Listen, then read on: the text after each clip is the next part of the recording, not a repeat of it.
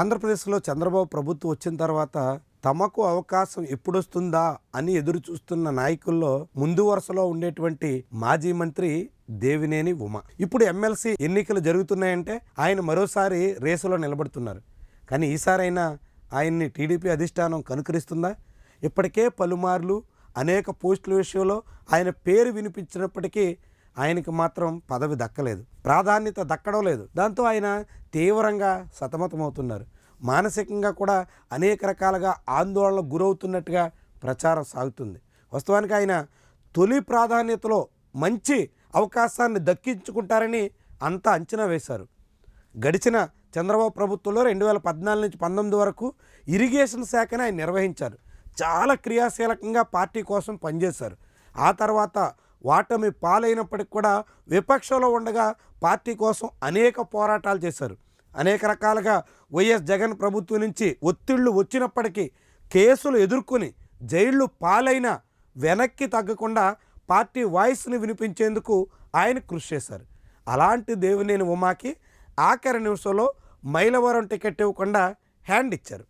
మైలవరం నుంచి వసంత కృష్ణప్రసాద్ను తీసుకొచ్చి ఆయనకు టికెట్ ఇచ్చి ఉమాను పక్కన పెట్టేశారు. ఇది ఆయనకి తీవ్రమైనటువంటి అవమానంగా ఆయన అనుచరులు భావించారు. అయినప్పటికీ ప్రభుత్వం రాగానే తగిన ప్రాధాన్యత ఇస్తాము అనేటువంటి హామీ అధిష్టానం నుంచి రావడంతో ఆయన మొన్నటి ఎన్నికల్లో కూడా పార్టీ కోసం విస్తృతంగా శ్రమించారు. అలాంటి దేవినేని ఉమాకి దాదాపు 9 నెలలు గడిచిపోతున్నా ఎప్పటి వరకు ఎటువంటి ప్రాధాన్యత కనిపించడం లేదు. ఇక ఇప్పుడు 5 ఎమ్మెల్సీ పోస్టులు ఖాళీ అవుతున్నటువంటి తరుణంలో ఖచ్చితంగా ఆయనకు సీటు దక్కుతుందని దేవినేని ఉమ అభిమానులంతా భావిస్తున్నారు. ఈసారి తమ నాయకుడికి ఖచ్చితంగా మండలిలో బెర్త్ ఉంటుందని అంచనా వేస్తున్నారు. మరి అధిష్టానం ఏం ఆశిస్తుంది, ఏం ఆలోచిస్తుంది, ఆయనకి ఏ రీతిలో ట్రీట్మెంట్ ఇవ్వబోతుంది? చాలా కీలకమైనటువంటి వ్యవహారాలు. ఈసారి ఖాళీ అవుతున్నటువంటి 5 పోస్టుల కోసం తెలుగుదేశం పార్టీలో తీవ్రమైనటువంటి పోటీ కనిపిస్తుంది. అనేక మంది ఆశావాహులు క్యూలో నిల్చున్నారు. ఈసారి తమకంటే తమకే అవకాశమని వాళ్ళంతా పోటీ పడుతున్నారు. కొత్త వాళ్ళు పోటీ పడుతున్న దానికి తోడుగా ఇప్పుడు రిలీవ్ అవుతున్నటువంటి వాళ్ళు కూడా రేసులో ఉన్నారు. ముఖ్యంగా పరుచూరి అశోక్ బాబు, యనమల రామకృష్ణుడు ఇలాంటి నాయకులు తాము రిలీవ్ అవుతున్నప్పటికి కూడా మళ్ళీ రెన్యువల్ ఖాయం అని అంచనా వేస్తున్నారు.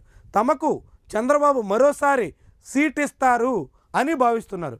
దాంతో ఇప్పుడు పాత వాళ్ళు ఇద్దరికి సీట్లు ఇస్తే ఇక కొత్త వాళ్ళ పరిస్థితి ఏంటి అన్నది పెద్ద ప్రశ్నగా మారింది. ముఖ్యంగా అశోక్ బాబు లాంటి వాళ్ళకి అవకాశం కల్పిస్తే మరో నాయకుడికి ఉమ్మడి కృష్ణా జిల్లాలో అవకాశం ఇవ్వడం ఎలా సాధ్యం అనేటువంటి ప్రశ్న ఉదయిస్తుంది. దాంతో ఇప్పుడు అశోక్ బాబుకి ఛాన్స్ ఇస్తారా, లేకుంటే దేవినేని ఉమకి అవకాశం దక్కుతుందా చూడాలి. చాలా ముఖ్యమైనటువంటి, చాలా కీలకమైనటువంటి అంశంగా కనిపిస్తుంది. మరి ఈసారి కూడా దేవినేని ఉమాకి హ్యాండ్ ఇస్తే ఆయన ఎట్లా స్పందిస్తారు అన్నది కూడా మరో రకమైనటువంటి ప్రశ్న. వాస్తవానికి దేవినేని ఉమా పట్ల నారా లోకేష్ అంత ఆసక్తిగా కనిపించడం లేదు. ఆయన ఉమా కన్నా అనేక మంది కొత్త నేతలకు అవకాశం ఇచ్చి వాళ్ళని నాయకత్వ స్థానాల్లో ప్రమోట్ చేయాలనేటువంటి అంచనాతో ఉన్నారు అనేటువంటి అభిప్రాయం చాలామంది వ్యక్తం చేస్తున్నారు. మరి అదే నిజమవుతుందా, లేకుంటే చంద్రబాబు హామీ ఇచ్చినట్టుగా ఉమాకి అవకాశం దక్కుతుందా, లేకుంటే పరుచూరి అశోక్ బాబు కోసం ఉమాని పక్కన పెట్టేసే పరిస్థితి వచ్చేస్తుందా? ఏం జరుగుతుందో చూద్దాం మరి.